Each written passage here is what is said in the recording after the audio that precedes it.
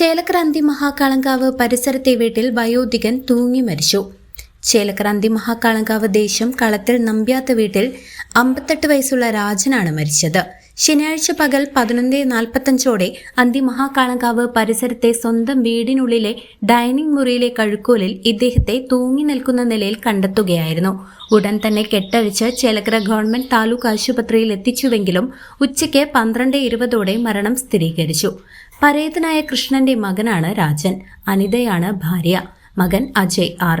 സംഭവത്തിൽ മകൻ നൽകിയ മൊഴിയുടെ അടിസ്ഥാനത്തിൽ ചേലക്കര പോലീസ് കേസെടുത്ത് അന്വേഷണം ആരംഭിച്ചു.